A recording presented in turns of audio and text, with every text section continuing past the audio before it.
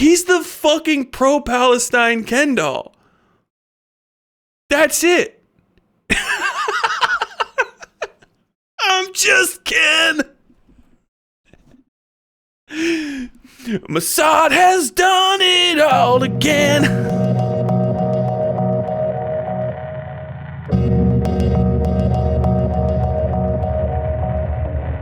So I don't know much about Kyle Kulinksi. I'm not going to say, like, it's not like I'm not a fan of him, as in, like, I don't like him. I'm just not a fan of Kyle Kulinski, as in, like, I don't fucking watch any of his content. He's mostly just a TikTok guy for me, like I said. Jesus Christ. Most neurotypical BG3 player. True. I don't watch Kyle Kulinski's content very often, or at all. There's just never been a reason for me to. I think there's just something about delivering news on YouTube like you are a CNN anchor. I didn't mean to put my hand right in front of the camera. Delivering news on YouTube like you're a CNN anchor, that for some reason it just doesn't appeal to me. Like, I want it to be, I want you to be out there in the fucking trenches a little bit more. I don't know if that's not the case with him, because like I said, I don't watch his content very often. It's just the few times I've come across him, he hasn't been particularly interesting to me. That's not like a big indictment. Just to let you know, I don't know any of the Kyle Kulinski memes. I don't have any understanding really of him. I think he's secular talk correct, and I think he knows, like, Vosh. After that, it's the end. So I don't know what his expertise are, or what he typically covers, if he even has a beat to be said. But one thing I do know is I was used to him looking pretty, like, clean cut. And I don't know, I guess maybe he does stream and somebody won the, like, they hit the fucking 10,000 sub goal or something. Because my man is looking like a fucking Ken doll in this, which is, there's no hate to him. But this is not the Kyle Kulinski I thought I knew. He snatched beyond the fucking pale. He is done up. He's just Ken. Anywhere else he'd be a 10. He got married, and it like, because there's a picture of him here. And so, like, if you click on secular talk, I thought I was going to see this guy. So I turned it on, and I swear to God, because I was double checking, just like some of these I turn them on just to make sure they're like a reasonable amount of time and, like, you know, not going to be completely crazy or something. And so I turned this on, and I was like, who is this substitute fucking pottery teacher on screen? But he looks great. He looks great is really what we get down to. I wish I had a fucking library wall in my house. I've always wanted to kind of make one. I would never stream in front of it. But we're gonna get it. He a 10, so I call him a Ken. Oh my God, he hasn't changed the icon? No. So it's like, I was searching for him, and I was seeing his old videos too, and then I finally click on one, and I'm like, well, did he transition? What the fuck? Based. But in any case, here we go. This is 30,000 killed. Russia and Ukraine escalate war. And so I'm just gonna hop into it and let him talk and see where we go. By the way, shout out to Sure.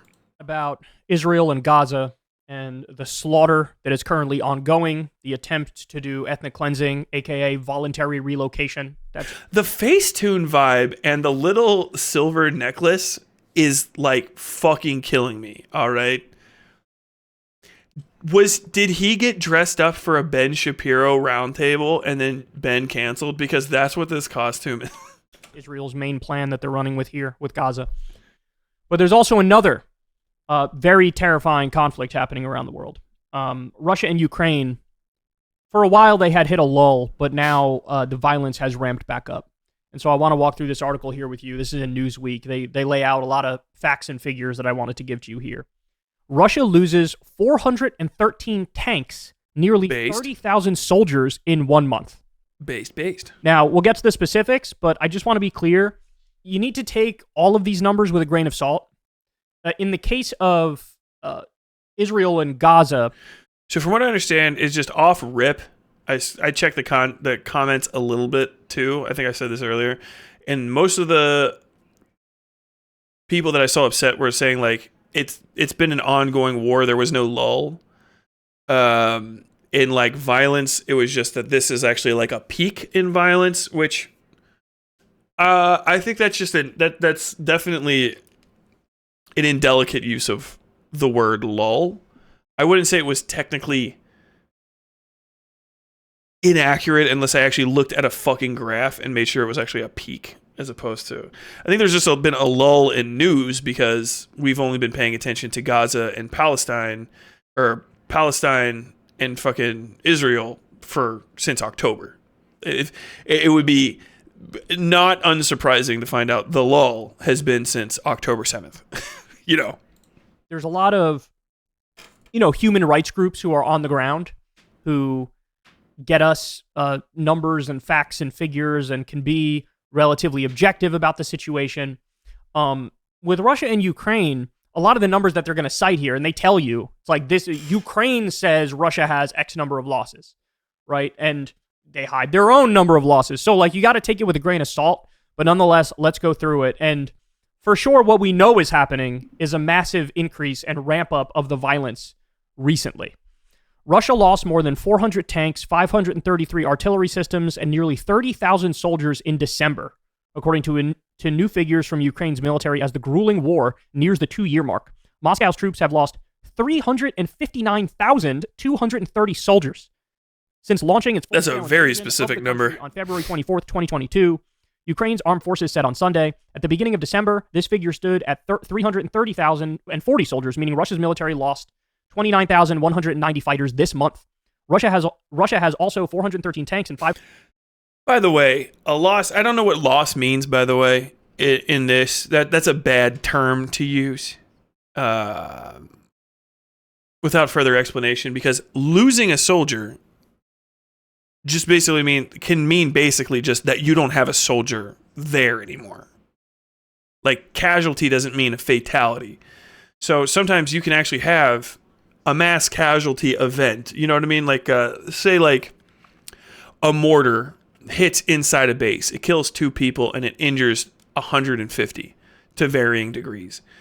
You've lost 152 soldiers. 2 will never come back. Maybe 10 are like permanently severely injured so that they come out.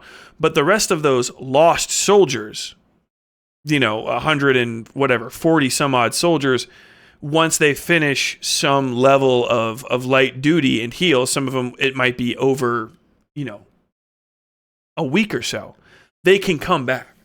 So like this number, like if you start counting casualties, it's very easy to get into a point where you double count them. Because just say like it happened if you just think back to like World War II, unfortunately, sorry guys, but that was a very common thing to happen in World War II.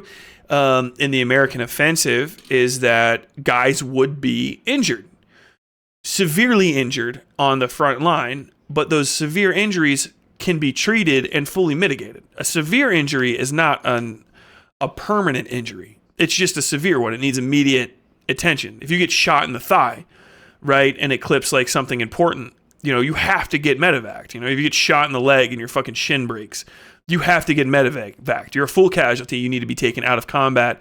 You need to be treated. You need to be given fucking antibiotics, whatever, what have you.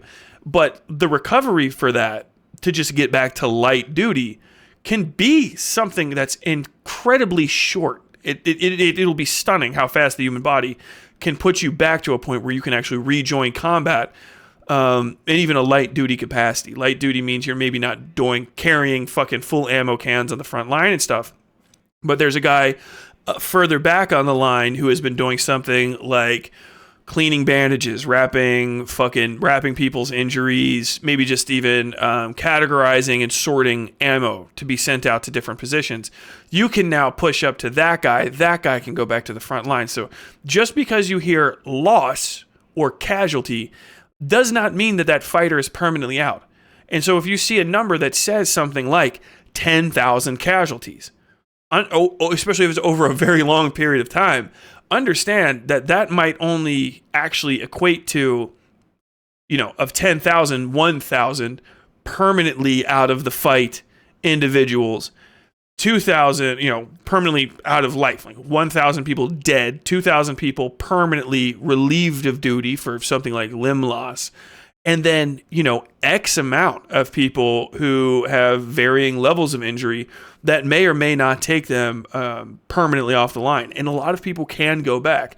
And if you're in Russia, more than likely, if you can fucking walk, they're going to send you back there. So if you ever get to a point, the main reason to keep this in your head, where you're like, that seems like an insane amount of people to be casualties, like to the point where it's like that doesn't even make any fucking sense given. It's because you're just not understanding the way that the words work. This is an extremely important thing to bring up, because people don't understand it. And it causes so much confusion between like military communications to regular people, and then regular people's communications regarding military communications to each other. A casualty does not mean a fatality. And like losses are very difficult to categorize outside of unless you've actually specifically looked at. Like even a destroyed tank is not necessarily a permanently destroyed tank. You know what I mean? A tank, you count a tank destroyed in combat when it can no longer participate in the current combat action. So, I have two guys, they run up, they drop, they blow a fucking tree dropping charge, a timber charge. It knocks 4 or 5 big ass fucking pine trees down over the top of a bunch of tanks, because the tanks are hot. The pine trees, which are full of sap, catch fire. They burn on top of the tanks. One of the tanks is just permanently crippled because its heat shielding is not great. It gets fucked up on the inside. It's just fucked. Another one of them gets hit by the second part of the ambush. That tank gets hit by something like an EFP, explosively formed penetrator. It blows through the cockpit. It knocks the fucking top of it off completely out. The next two that are just on fire, and that the occupants have to bail out of because of heat and mobility reasons. You can't see. You have to evac that tank because you're about to just start getting fucking strafed by mortar fire. Those are out of combat, right? But if you don't go and secure the line and take those tanks and that wreckage away from the enemy, once the fighting's over, if they can go back and then get back in those destroyed tanks and drive them away, the tank is no longer destroyed. If they can get to the one that was temporarily incapacitated, destroyed in the course of action, and fix it, that is also no longer a destroyed tank.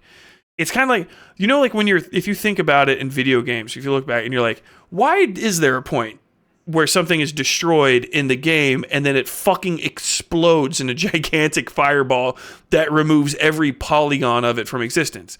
It's because in real life it's considerably messier and much longer term than the simple action of HP hits 0, gone forever. You can have tanks that are fully incapacitated. They'll mark them up as losses.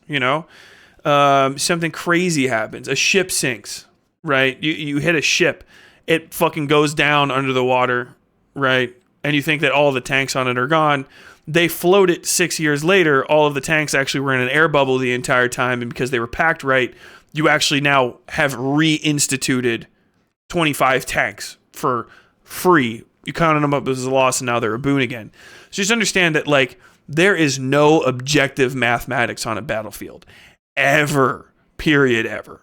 You'll do the tallies for the rest of time.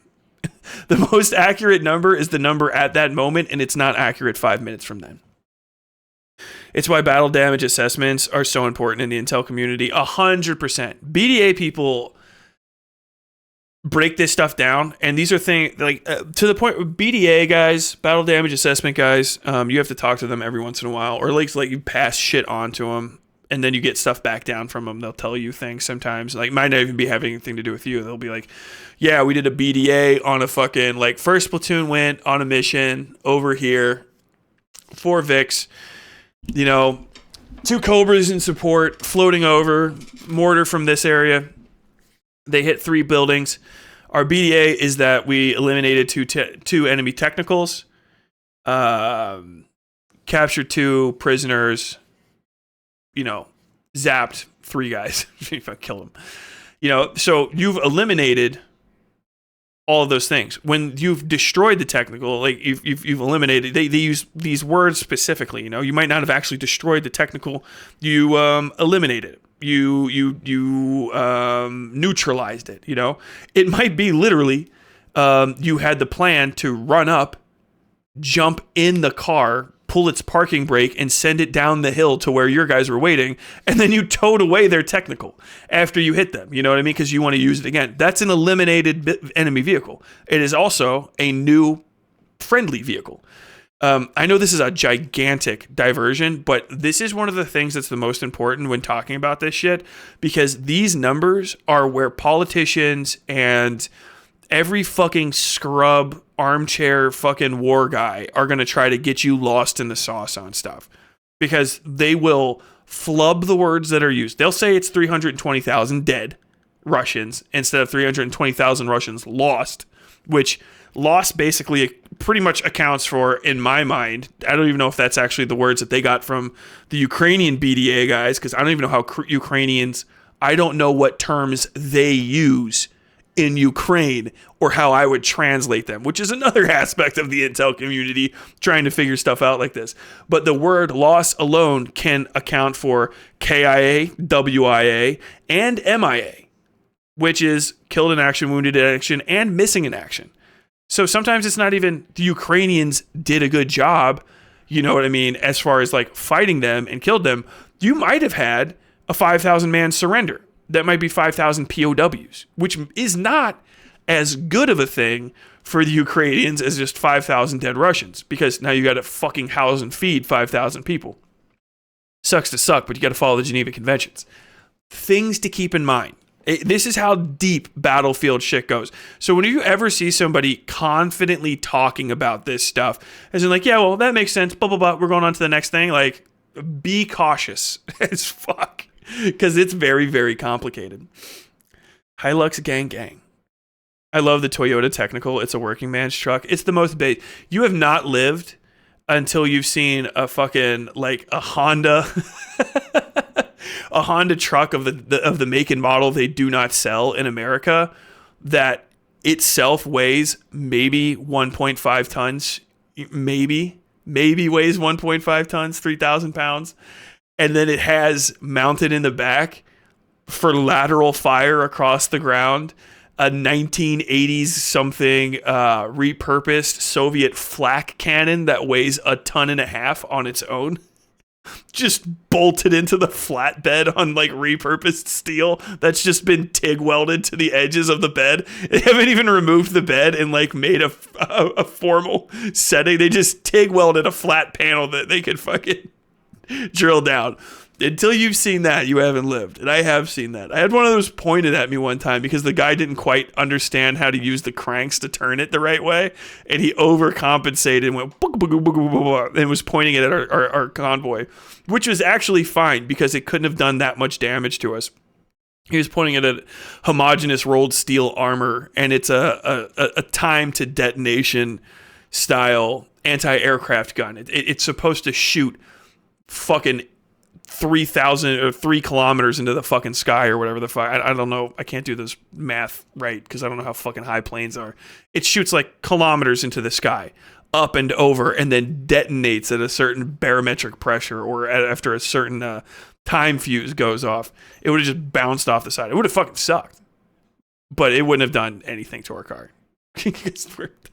Airplanes, thin, 7-ton up armored. 7 ton, up armored 7 ton. 7 ton is the vehicle name. Up armored 7 ton, fine. You'd be fine. In Pashto, work and attack are the same word, so that's actually hilarious. That is actually hilarious. It's one of the reasons why like Intel is like we're like people. Are like, I'm 60% sure, but you should definitely work on that 60% surety. Like you can't get more than that. It's like the contractor's minivan you see in the Home Depot parking lot, 100, with the same amount of people hanging off the side of it when it leaves. 533 artillery systems, throughout December, according to Kyiv. Newsweek has approached the Russian Defense Ministry for comment via email. So again, let me just be clear that this is going to be the high end of what Russia actually lost. Ukraine has every reason in the world to sort of overstate Russia's losses, and vice versa. Russia has the same incentive to overstate Ukraine's losses. Look, if I had to guess, I honestly, I can't even venture a guess, but I'm sure that Russia would say, no, we haven't lost 330,000 soldiers. We lost like 100,000. Maybe the truth is somewhere in the middle. I don't know. Again, I'm just speculating at this point.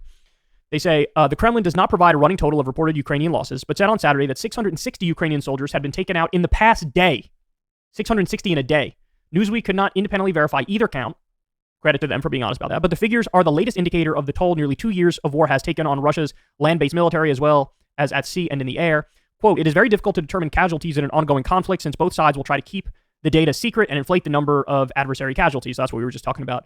Marina Miron, a postdoctoral researcher in the Department of War Studies at King's College in London in the UK, told Newsweek back in May, Ukraine is trying to make life unlivable for Russian soldiers, ensuring there are no safe places for Moscow's troops. Daniel Rice, former special advisor to Ukraine's lead commander, General Valery Zaluzny, told Newsweek, Ukraine's wielding of cluster munitions and the targeting of Russian vessels with long-range Western weapons is racking up the Russian casualty count, he said. Whole Russian units are being wiped out. On Saturday, the British Defense Ministry said the average number of daily Russian casualties had increased by nearly 300 per day in 2023 compared to the first year of the all-out war. The increase in daily averages, as reported by the Ukrainian authorities, almost certainly... Let me further add. I know I sort of said this along this line, but a casualty is not necessarily a combat injury. More than likely, a lot of these casualties are combat injuries, as in through direct or indirect action by the enemy, they were injured, i.e. quite literally through the planting of a mine, the firing of a mortar, the firing of a rifle. They were injured. But a lot of casualties, this is, ask BDA people, but this is a good estimate, just to always kind of keep in your mind.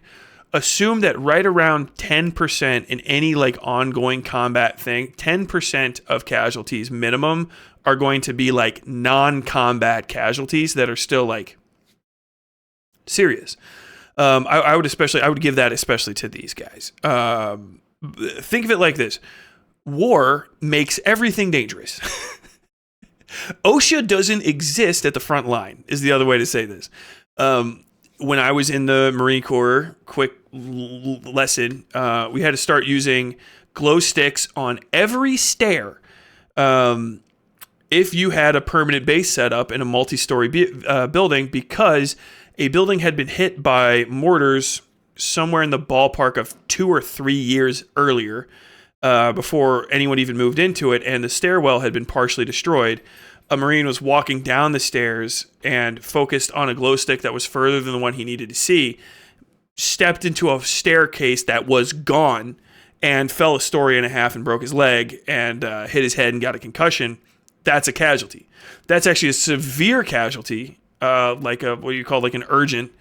He needs to get full medevac, and he's probably, more than likely, with a head injury and a serious leg injury, he's out for good. At least the way that our modern military goes. Full casevac out. So you're down a guy. That's a non-combat casualty. They are extremely common. If you are fighting in a city, walls fall on people, cars hit people, civilians do civilian shit that harms you. Sometimes, especially if you're fighting the way that Russians and Ukrainians are probably fighting right now and the conditions, I guarantee you there's a lot of smoke and inhalant injuries that you're not even thinking about, where shit's going to be catching on fire. People are probably, because it's cold, starting fires and causing suffocation and inhalation injuries, which are extremely, extremely dangerous, especially when you're under duress, you're breathing a lot, you have a low O2 count, just because you've been fucking walking, fighting, holding positions, tensing your core for in the ballpark of 4 or 5 fucking weeks.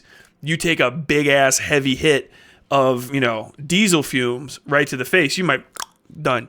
In a building that's on fire, sorry, all done. Running around, a lot of dust gets kicked up, some funky in the dust, done.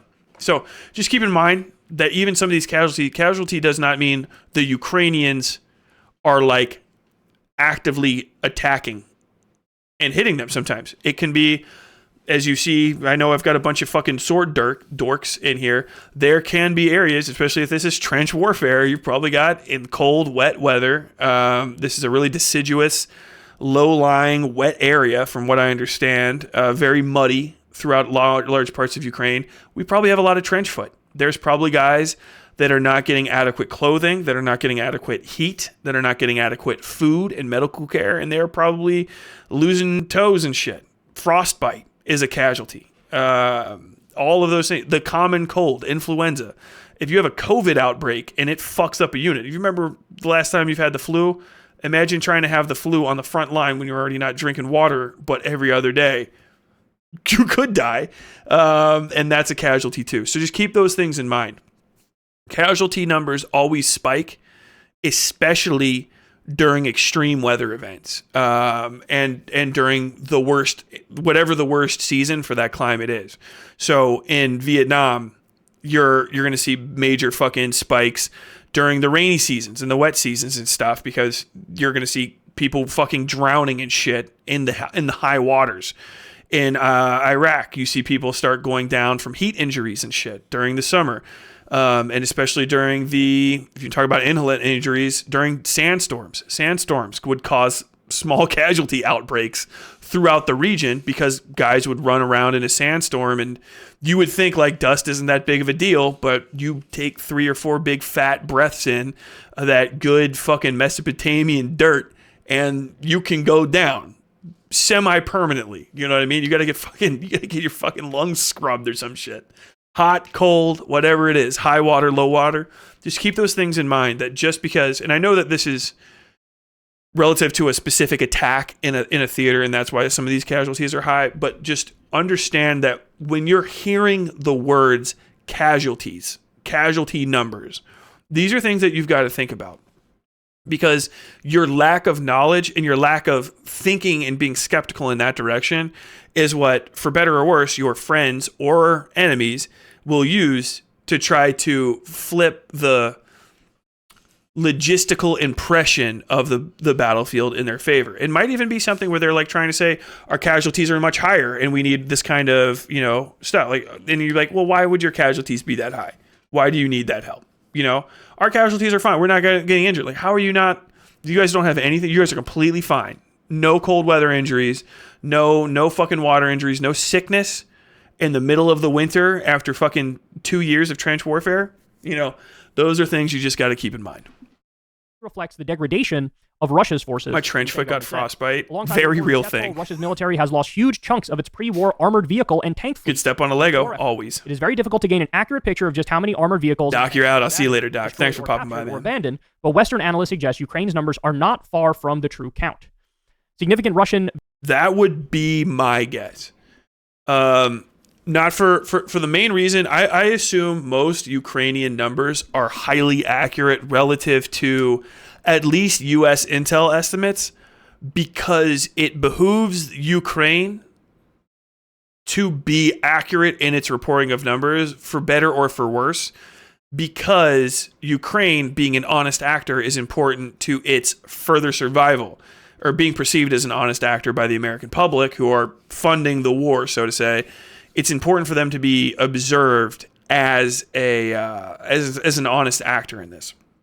So generally, like in my thing, I've taken most Ukrainian casualty counts, most Ukrainian intel that's shared with the common grain of salt, but I've usually generally thought that it's probably in the ballpark of 75 to 95% accurate. Not a lot of reason, not a lot of benefit for them to ever be duplicitous about it. There's understanding why somebody would lie is also important to trying to figure out why they would lie. You've got to build a battlefield assessment, not through what actually happened, but through all of the places that nothing's good, because you can't ever know what's going on down the field. But that's just in my opinion. It's not because Ukrainians are particularly honest or because they're ontologically good.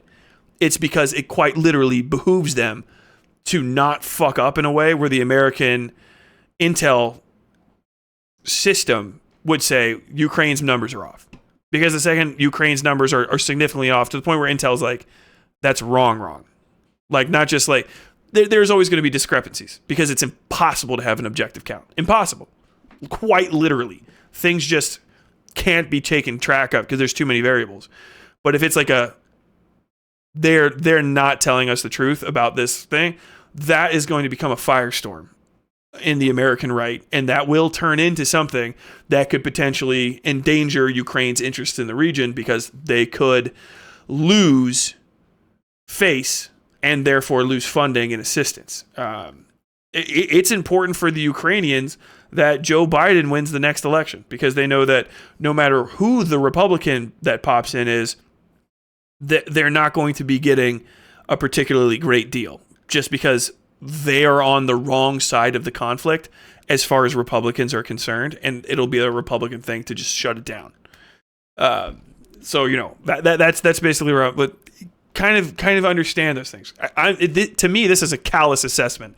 I don't think I know that some people that would be like disagreeing with me would be like, "Are you fucking just pro fucking Ukrainian?" Like, I'm pro Ukrainian. I'm biased for them, but they're not my friends. I don't care about them personally. I don't know any Ukrainians. I want to see them win the way I want to see any team beat the fucking Patriots. I don't even like football that much. I just like seeing the Patriots lose. That's the vibe. Russia uses a large number of low-quality troops, conscripts, paramilitaries, prisoners, and the lack of proper training equipment bites harder during winter. 100%. It's just basically anything that's going to become a problem for a well-trained, well-equipped troop is going to be 3 to 4 times the problem for a poorly trained, poorly equipped troop. And things can snowball especially badly. Snowballing is always the biggest problem in combat. One small problem can become catastrophic because of the level of just pressure and intensity and the potential for things to go crazy. Quite literally, you are carrying around powder kegs. You know what I'm saying? As a person in the military. So, when you're Russia, you have a very heavy foot on your people at all times. But the thing is like when that's the way that you control people, when that method of control falls short, you know what I'm saying? Like you can open yourself up to quite extreme reactions to that release of pressure. And so if you have poorly motivated troops especially, are prone to freaking the fuck out. They're prone to mutiny. They are prone to panic. So, if you have just a little marauding force of prisoner convicts and stuff, and they're just shooting civilians that are unarmed, that's butter. It's a standard day in most conflicts in the history of mankind. But if they encounter a particularly well-equipped force, if things, whatever the politics of the front line are, because it's politics all the way down to the fucking fire team, this guy's just like, this might be my time to shoot fucking Igor and run for the Ukrainian lines, or run back home to Russia. Just fucking run into the woods. It doesn't matter.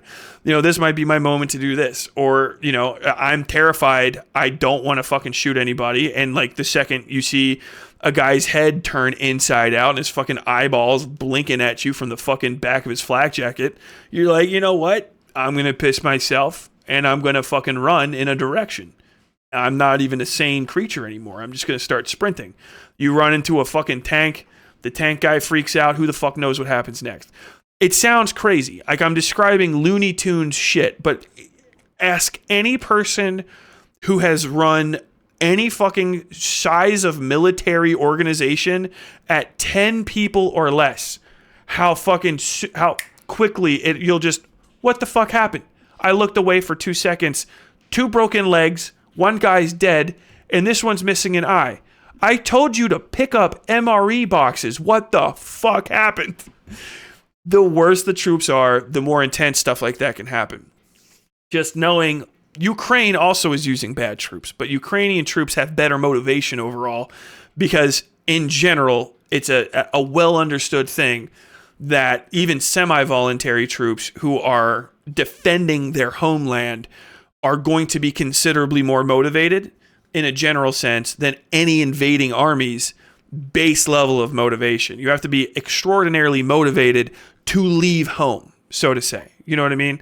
This is an obvious thing. You believe it yourself. If someone came and tried to fuck you up in your house, right, you would be much more motivated to protect your house than you would be after that person left to go to their house, a strange place, and try to attack them, or even to try to attack them preemptively. You have to be in a specific sort of mindset to do that, as opposed to the extremely natural reaction of self-defense, even if it is long-term.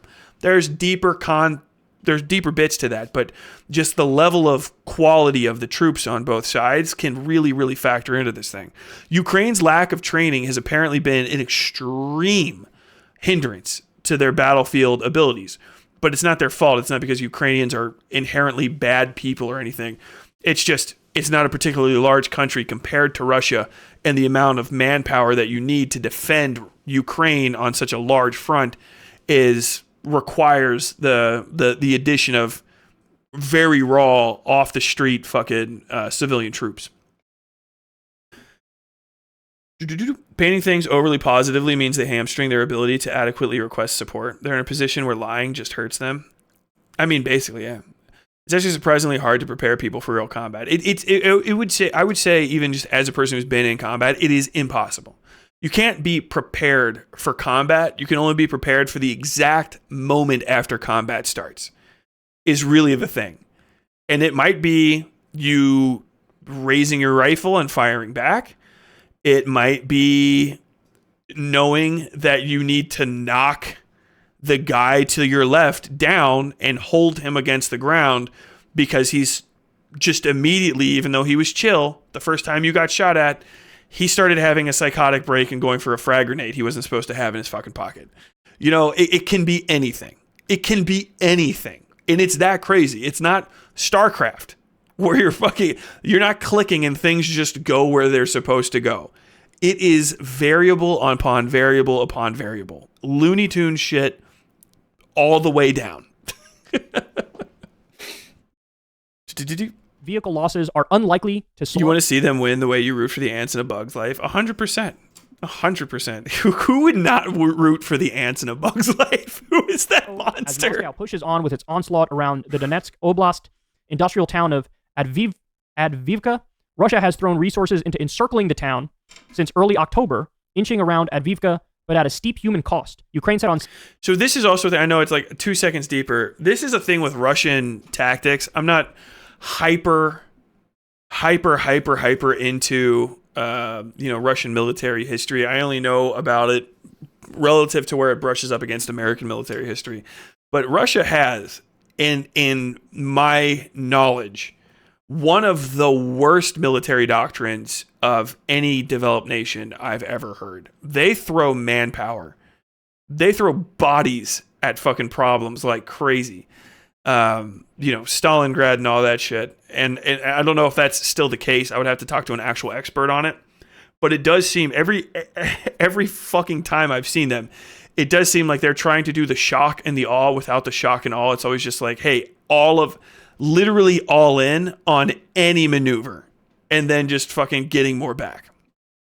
Sunday that it was inflicting major losses on Russian troops and had fought off 18 Russian attacks around Advivka over the past 24 hours. Moscow did not mention the town in its Saturday operational report. On Saturday, Colonel Alexander Stupun, spokesperson for Ukraine's Tavria group of forces covering Advivka, said Russia was launching fewer artillery strikes but was using around 100 strike drones each day. On Sunday, Russia's defense ministry said it had targeted decision-making centers and military facilities in Kharkiv, Ukraine's northeastern region that borders Russia. Moscow said its missiles killed members of Kyiv's intelligence services and its military who were directly involved in a Ukrainian strike on the Russian city of Belgorod. So this is, so what happened recently is there was like some big onslaught launched by Putin on Ukrainian cities, like a new offensive kind of from Putin on Ukrainian cities and Ukrainian-held cities. And there was a lot of reports of like, hey, he's hitting various civilian targets and civilian infrastructure.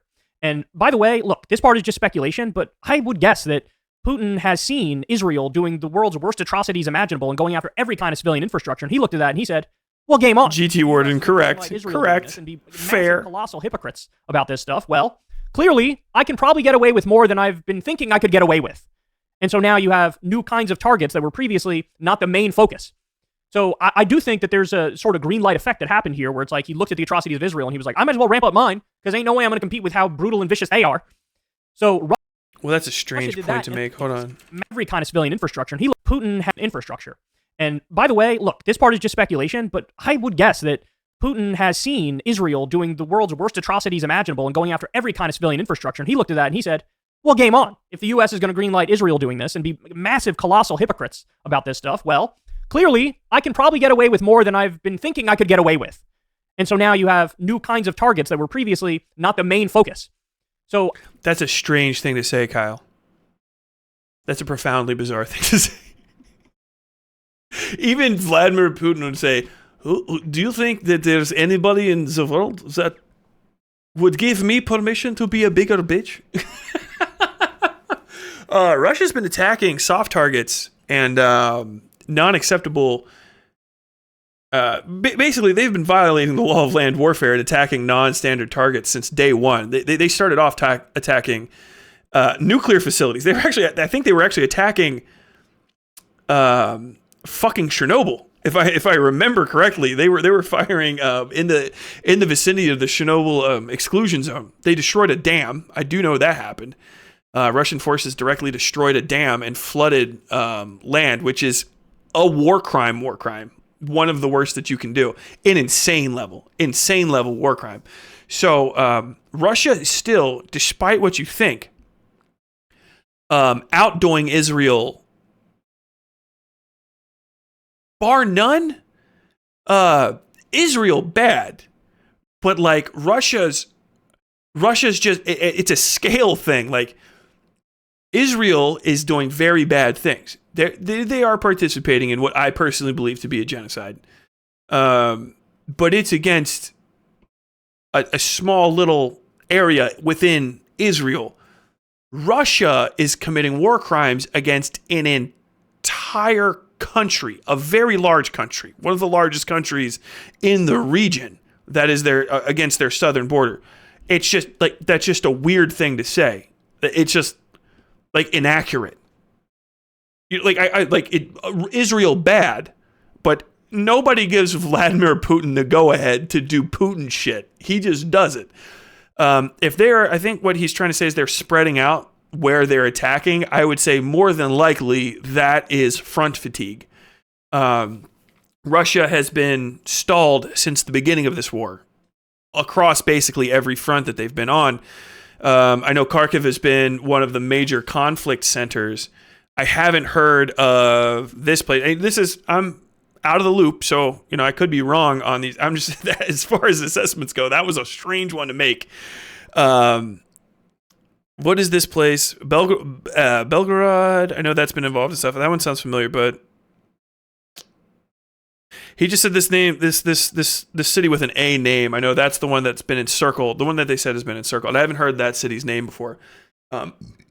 If it's in the Kharkiv region and it's a different city, but one that they could get to that they weren't going after before, very likely the Russians are experiencing basically what we call like front fatigue. So they are deciding to cut their losses on trying to push through a specific aspect or a specific area, a specific region, whatever the hell have you, whatever their plan is currently on the front.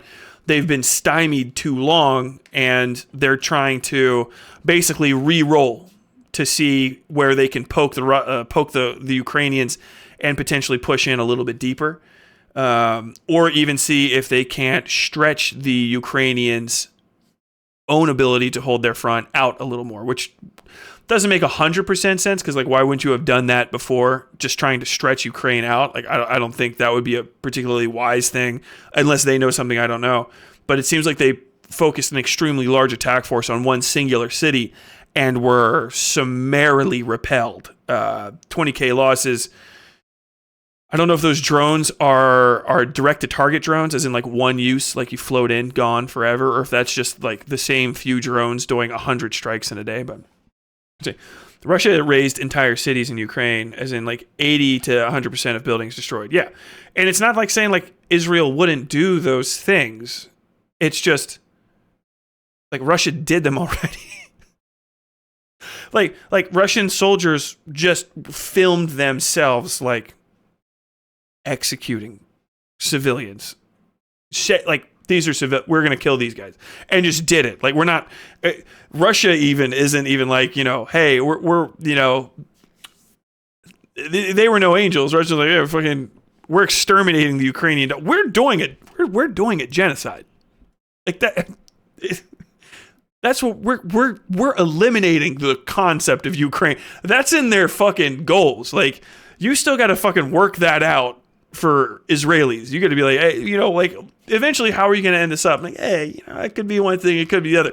The Russians are like fucking exterminating them. I know, I'm sorry, I got distracted.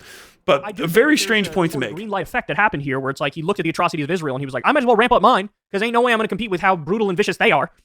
So Russia... That is so... I heard it twice, and it's still insane. What the fuck are you talking about, Kyle? It's Vladimir Putin. It's Vladimir Putin. Motherfucker. He throws dudes out windows that he knows his friends get thrown out of windows. Bibi Netanyahu wishes he was as cool as Putin. He's got Putin's like picture. Putin's got one of these. He's got that in the back of his like unicorn starburst trapper keeper. And he like, Putin. And then he like runs his like finger down like Putin's little fucking cheek in the pic. Like Bibi Netanyahu's in the Putin fan club. Not the other way around. Not ever. Fucking talking about a guy who's been the dictator of Russia like as long as I've been alive, basically. It's not even the same fucking ballpark. One of the villains from Burn Notice put it really well when he talked about how the same trauma that turned Michael into a weapon just broke Jesse. I wish I watched the rest of that show. They have like a 4,100 GDP per capita. Of course, they're going to be untrained. They've been getting railed for decades with little to no economic stability. Oh yeah, Russia's, yeah, it's a bad day up there. Morale means a lot. At Dresden, the Allied leaders realized Napoleon had shown up to lead the outnumbered French by cheering and felt the battle begin to turn on them. They lost the next day. That is a different Dresden than I was thinking of. Napoleon didn't make it to World War II. I'm so stupid. They had the world convinced that Chechens were super soldiers for decades. Still, to this day, the Chechens are super soldiers lasted into my war, where it's still like shorthand. Like, if we had like a particularly talented sniper in the area, we would be like, Chechen. Chechen can shoot the flies off a wing at 100 meters. Fucking dude, shout out the Chechens. I don't know almost anything about that conflict, but y'all came out of it looking like fucking supervillains, like the most gangster. Soviets only got it together post-Stalingrad or during it. Kursk was certainly an achievement, but historically anomalous. Israel is filming themselves detonating normal buildings as well. Soviets in the early war did bad for a variety of reasons besides the surprise attack and their forces being split, the Japanese being the other threat. In the early war, they were in the middle. A full rearmament of their forces and replacing their equipment. They're incapable of waging war for several years. Yeah, dude, fucking World War I caught a lot of people off guard. People don't even remember that Russia was still, despite even excluding the Tsar, they were still reeling basically from Japan kicking the shit out of them during the Sino-Russian War. Over all the way in eastern fucking Russia. All the way in eastern Vladivostok. They fucking Japanese fucked them up. They tried to take over Japan, basically. Well, I think they tried to take over northern Japan, like Karafuto and whatever the fuck. Come down in from the north. And Japanese said, fuck no. This is bullshit Japan, too. Pre-fucking, like, build-up. They had some boogers ass, like, fucking 2-shot, 1-shot fucking slide action rifles. Trash. Fucking the Russians up, dude. I think if I can't remember if this is a lie. I'm going to tell you guys a lie as far as I'm concerned because I don't want to look it up, just say them wrong. But I feel like I heard this that the Japanese like big bonsai charge and its effectiveness was one of the things that they sort of learned from the Russians doing it, because the Russians would send people full tilt into their trenches and shit, and like the Japanese like, oh fuck, I'll do that too, bitch, like fuck you, and then they would fucking go back and do the same thing. They come to fight. It was northern China. They both wanted it for their empires. Was it? Fucking Japan and China, man. Tyler was talking World War II. They literally rammed tanks against the Germans. A lot of Soviet forces lacked ammunition at full base, to be honest. 100%. Not even Nambu era. No, not even. Fucking pistols you can just crush with your own bare hands. Just when you can fucking bend a pistol with your own hands and you're not even like that fucking yoked. That's some real shit. Vladimir, literally KGB, FSB operator Putin. Fucking everyone in his life lives in perpetual fear of being poisoned. The story of the Western Russian fleet going to the east to fight Japan was hilarious. By Denmark, they were so terrified of Japanese torpedo boats, they were shooting down fishing boats. Fuck, Denmark's not even in the right hemisphere, too. It did that, and then in response, Ukraine fired on a Russian city, Belgorod, which is about 25 miles over the border, and there were reports in that instance of Ukraine hitting civilian targets and civilian casualties. And so, look, we're off to the races, man. We're off to the races here with no rules. Well, you know, it's same guys now. Nope. Who said it? Earlier, we got like, hey, it could have been anybody. And now we're just like, hey, fucking Belgorod, you know, the Ukrainians just indiscriminately killed civilians as well. We're just going to fucking run with that. Same guys. It's the same people. Human rights, no international... Kyle, Jesus Christ, you were out of your fucking element, my man. Clearly, this is... significantly worse. And like the brakes are off the car even more than they were previously. No, they're not. They're just literally not. The brakes aren't on the car. The brakes haven't been on the car for almost 2 years. The brakes are gone permanently. The brakes, the best, when they blew the dam up, like it was the last time you could even say the brakes are off, because that was quite literally the bridge too far. I think the full-scale invasion and execution of civilians in a sovereign nation was the brakes are off. I don't know why we would even try to articulate the idea that you could slow this thing down beside like the surrender of a single side. Like that. Why are you saying it?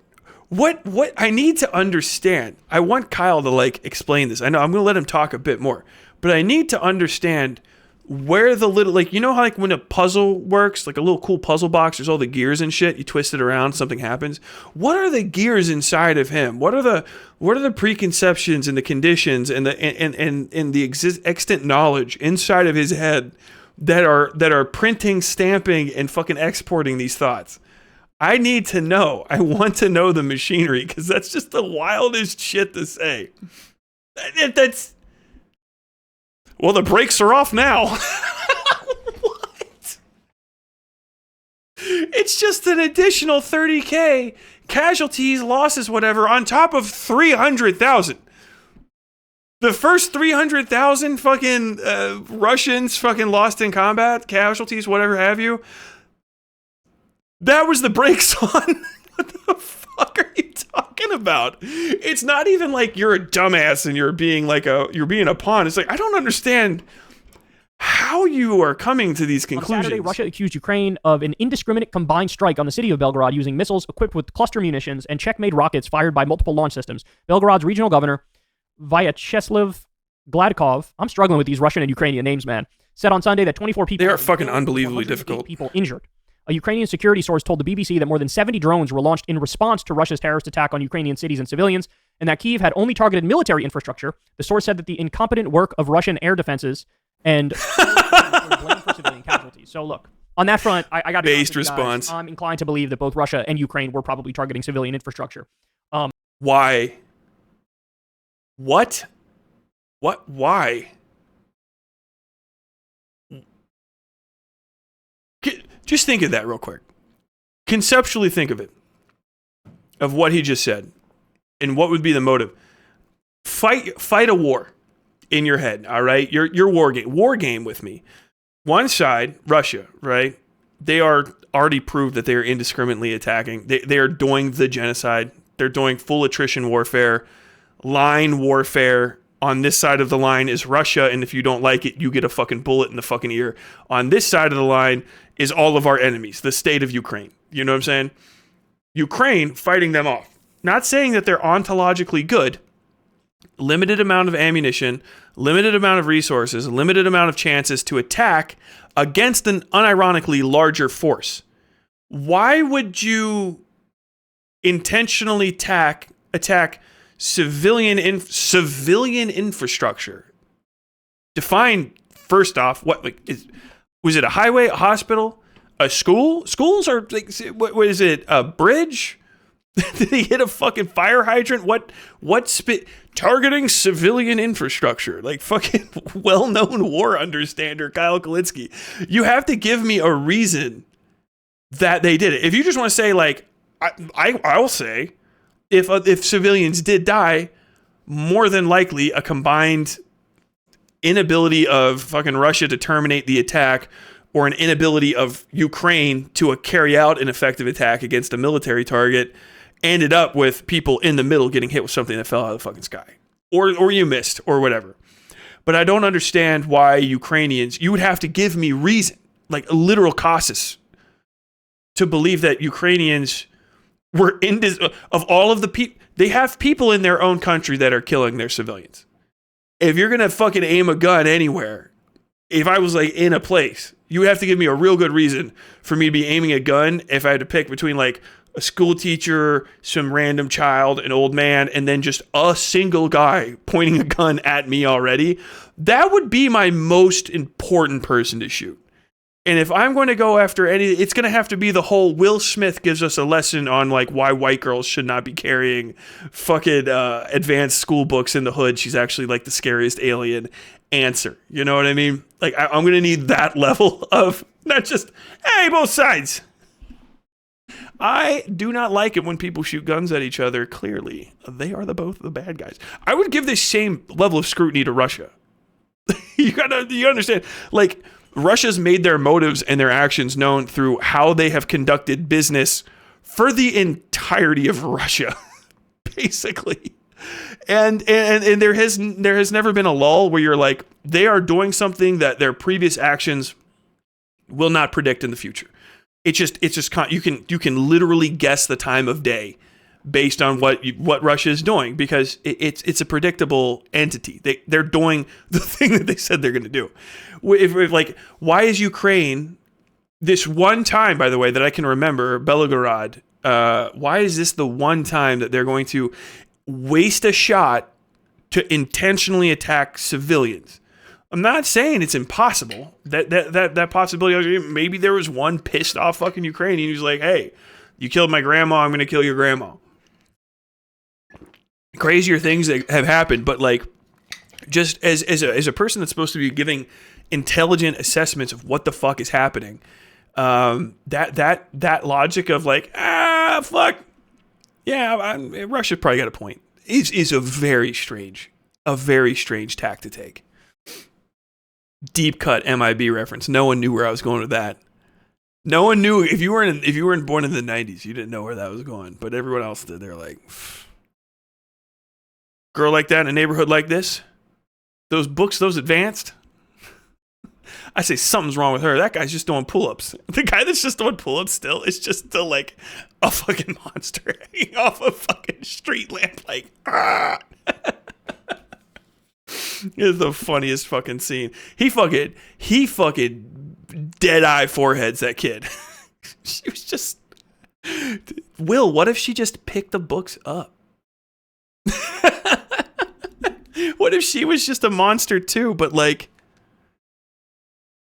in the little girl disguise? Like, you didn't have to shoot anybody. That was the mistake. You just could have not shot anyone, you fucking cop. He was a cop. So he knew he had to shoot one person because you can't get the opportunity to shoot at people. I'm not like shoot one guy as a cop. Will Smith, the most cop-coded person there. The military people were just fucking blasting everything. Will Smith like, well, this is definitely an exercise to show that I have to kill something. And I will. But she's definitely the most legitimate target. I love that movie. This guy has a cold. Yeah, the guy's blowing his nose is actually fucking awesome. Oh, it's not a chance I'm willing to take. That's right.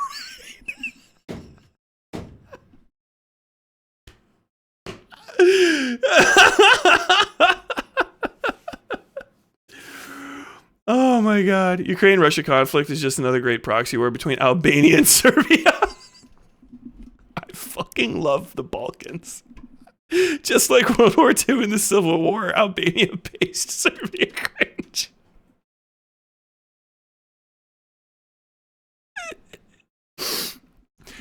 You know, like that moment when Abraham Lincoln was like sitting down, like, I know this may drive the country into deeper war, but we must move forward.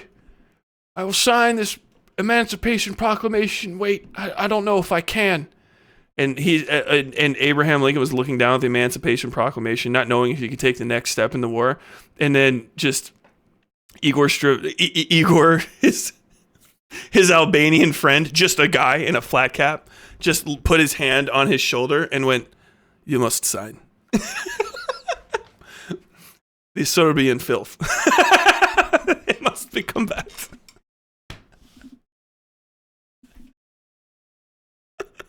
You cannot let the Serbian-led Confederate forces sweep through America. Don't take this on the chin, Abraham Lincoln.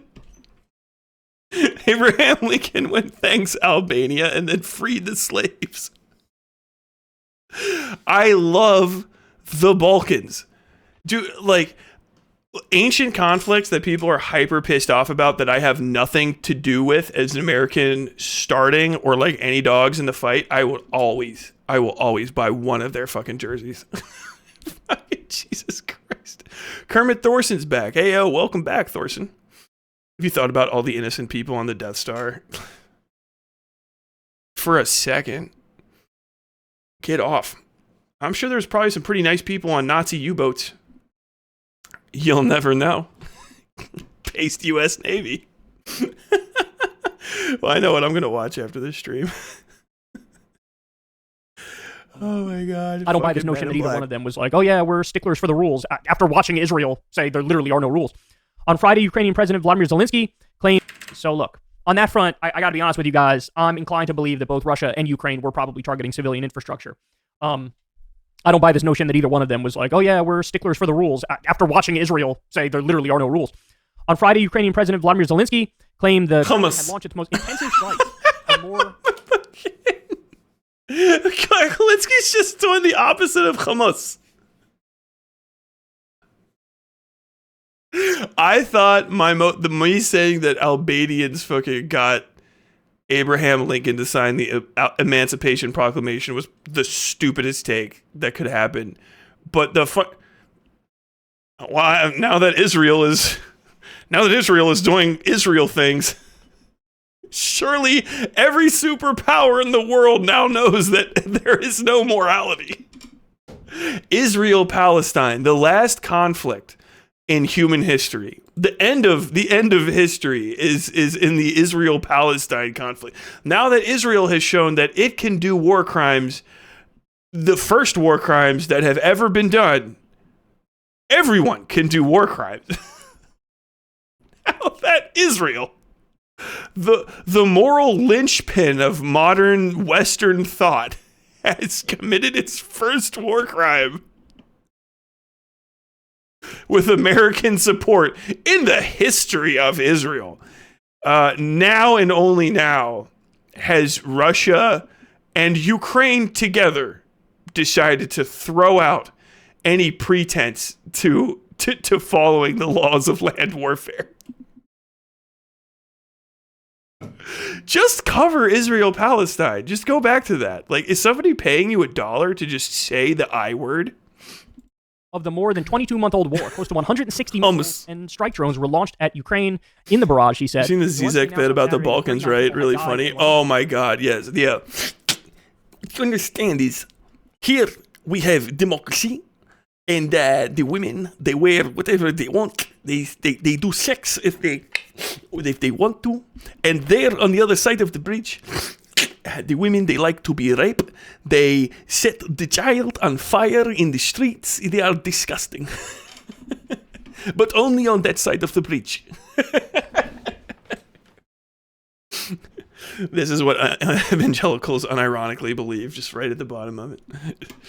159 people had been injured in the hit on almost 120 cities and villages. So that was the offensive launched by Russia. According to Zelensky, he said almost 120 cities and villages were hit in this offensive by Russia. And then that's what led to the attack from Ukraine on Belgorod.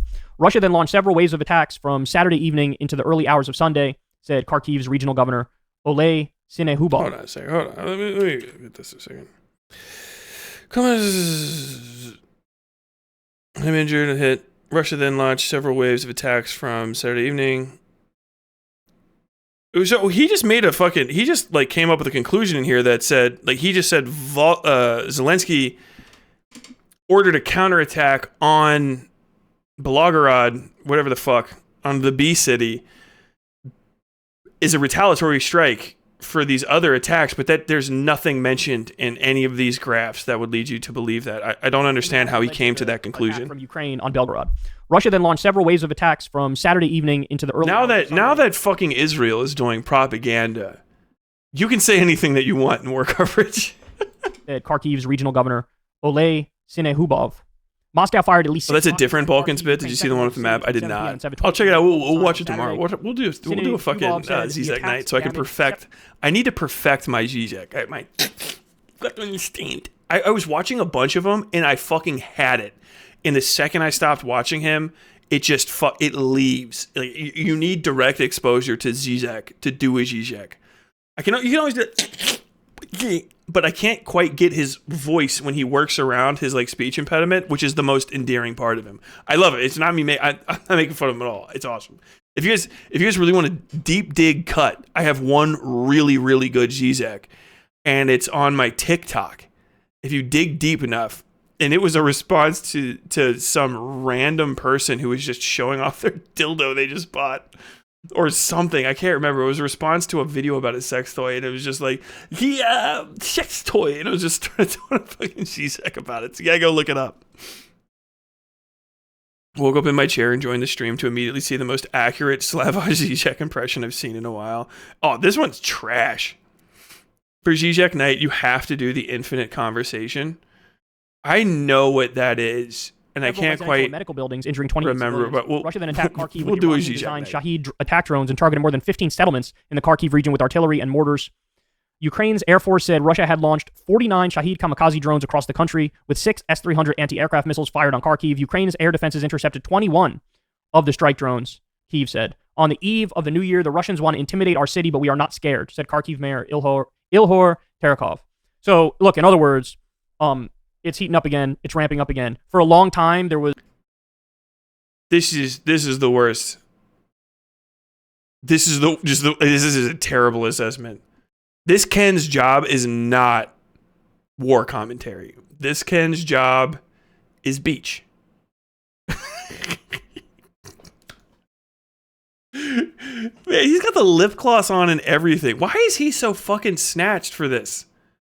Like, I swear, I thought he was just the most, like, model UN built dude. And then I show up and he's like, he is ready for, like, Alaska to come to the bar. It's like, you know what I mean? Like, he's got, this is how you dress up when you get the, like, $600 Bianca Del Rio, like, full experience when she, like, comes down, like, yeah, I want to go backstage and, like, watch the drag queens dress up, and I don't want to get clocked. You go, like, this hard.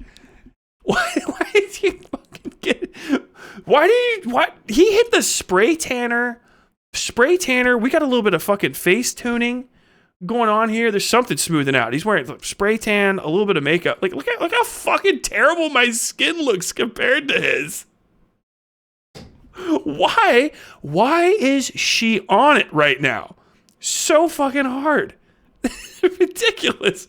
Ryan Gosling and Barbie, Ken Kulinski giving the worst takes on the Russian the Russian fucking Ukraine war. Two fits. Two fits, two Kens. What are they up to now? I'm mind blown. I just don't understand why he looks so good right now. She had to dress up to give the shittest ass opinions ever. I need to start wearing makeup. Fucking Jesus Christ. Everyone's like, Tyler, you look blown out. I tried to do just a touch of like contrast to make the dark, because the camera's just trash. So I tried to like make it look a little less washed out and just slightly adjust the reds and the saturation out of it. And it's just like, Tyler, you look like fucking you're blown out. You're exploded fucking trash can.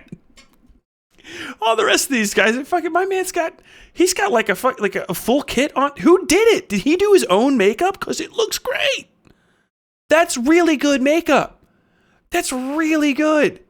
Is he doing it? Is his wife like a professional makeup artist?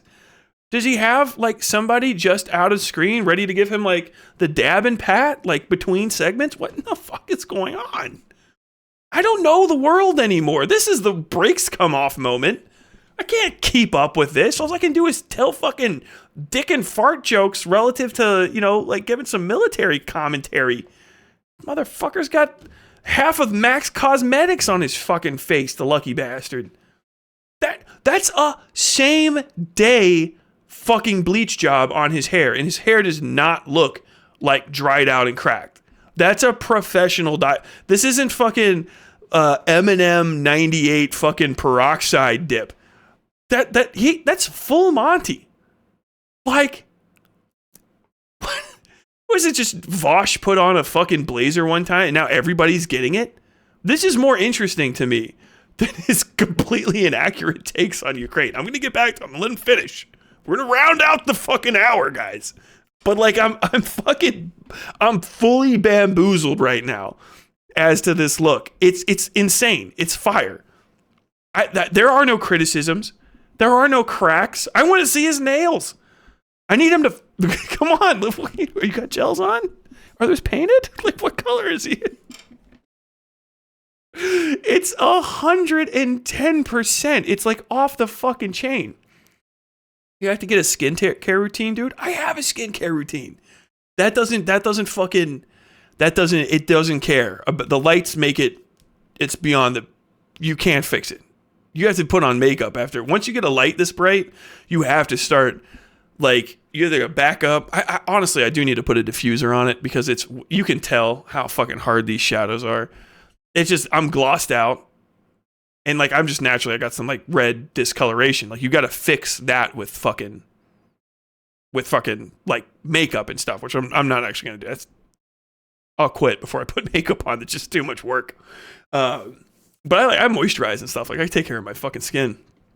But, like, this individual, full snatch.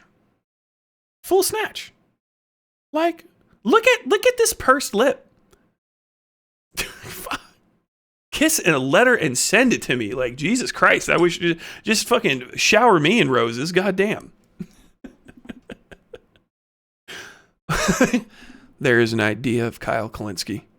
Some kind of abstraction, but there is no real Kyle, only an entity, something illusory.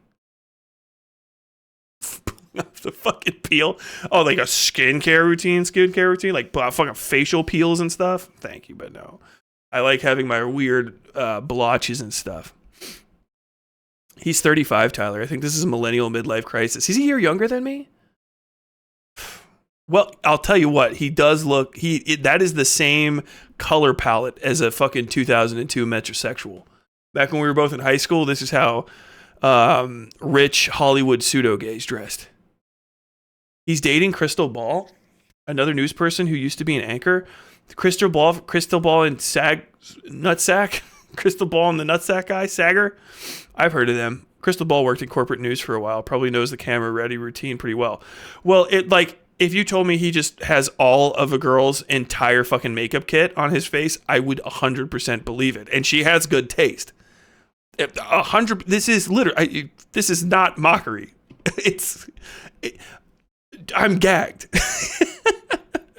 Cleanser, toner, serum, moisturizer. That would be fucking. What do you mean? Tyler's Bio Awakening, please. Girl. He's not it.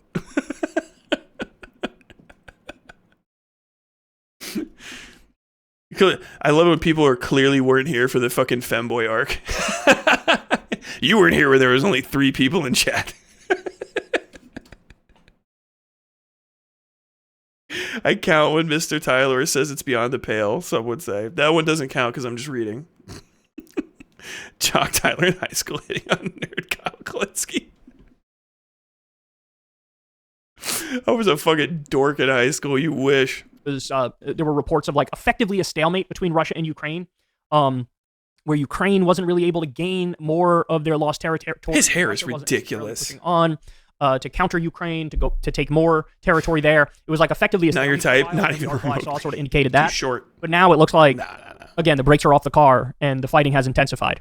And so, look, the thing to fear now is like what happens when spring comes, because like obviously in winter there's going to be less ability for these militaries to do much, right? The ground is frozen. This is a repeated fact, not a known difficult fact. To do war in this region in the winter.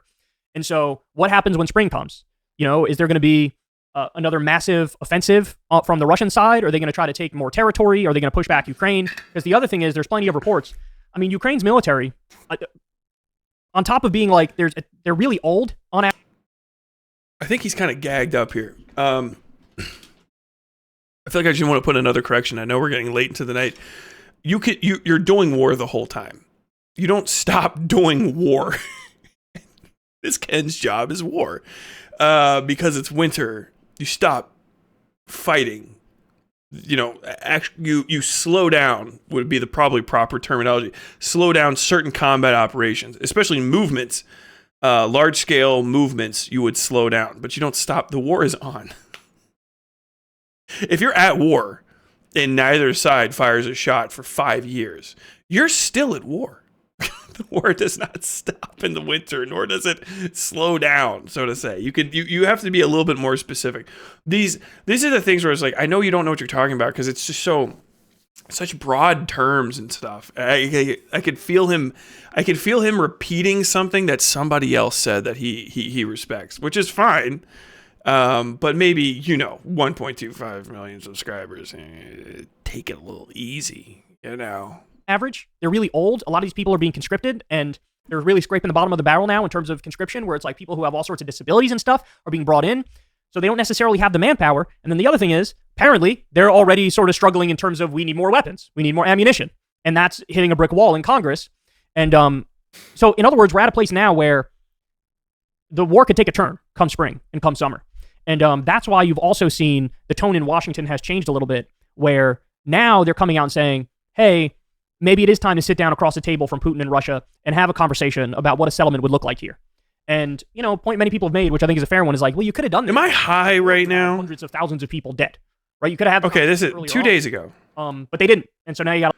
This is the same point. I heard this conversation. This almost feels like a video that was a year old that was accidentally recycled. I swear to God. I feel like he went to because Crystal Balls, they're tankies, right? They're like pro-Russian tankies. Did he pick up an old script from them that was dated for February 2nd or January 2nd, and then and didn't realize it was 2024 instead of 2023? Did he make that mistake? Got a lot of dead bodies.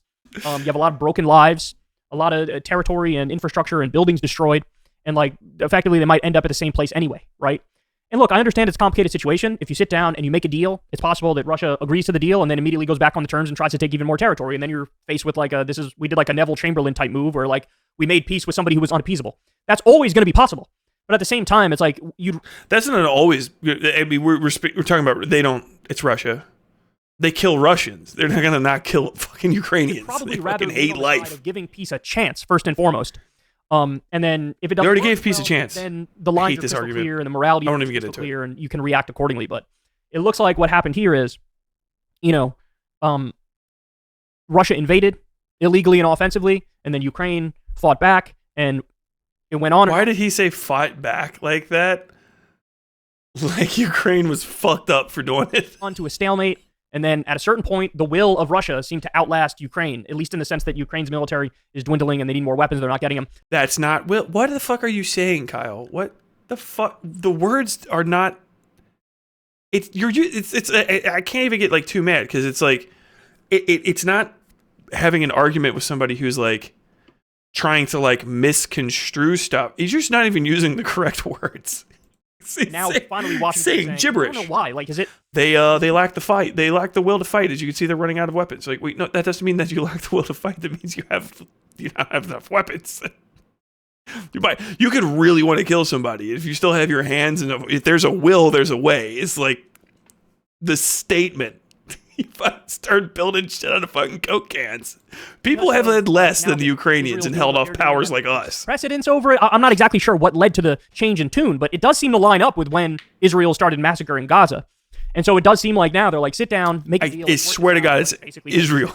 Right. So I don't know. We'll see what happens, but the death and destruction has hit a scale in Russia and Ukraine that, honestly, I didn't realize it was this abysmal and this horrific, right? When it comes to flouting the rules of war and targeting civilians on purpose, nobody's going to take that crown from Israel. I mean, they are...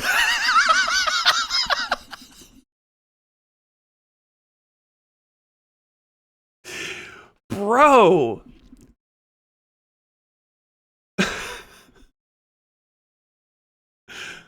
Hummus. Mossad. Mossad. Mossad. Mossad. Mossad.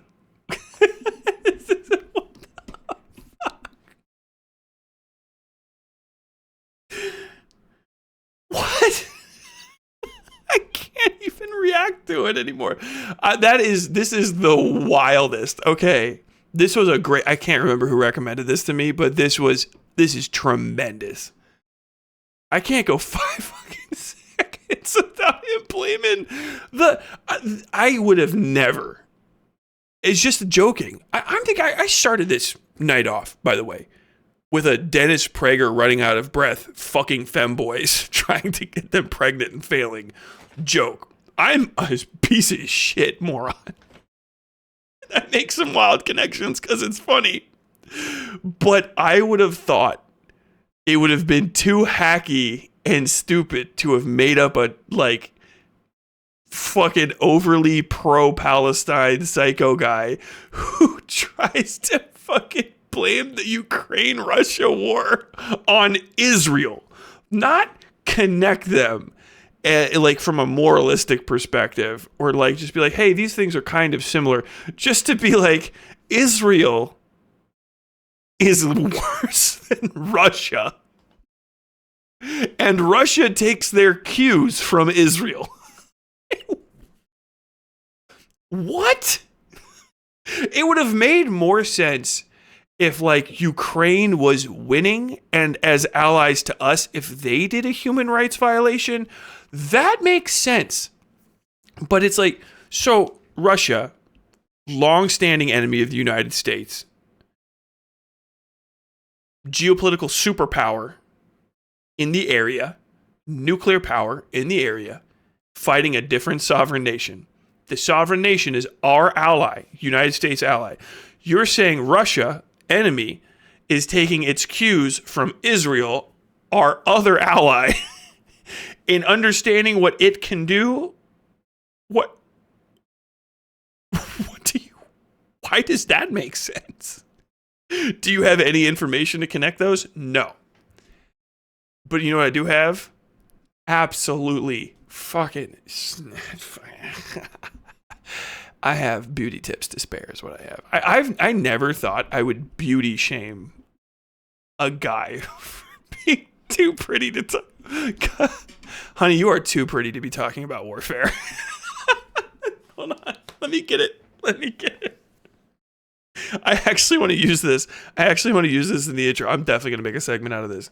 Honey, you're a little bit too cute to be talking about warfare.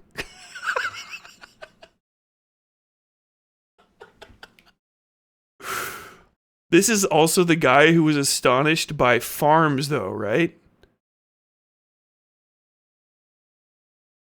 Okay, I have to get offline 3 minutes ago, so we've got to wrap this up. But I'll put a pin in that. Because... what?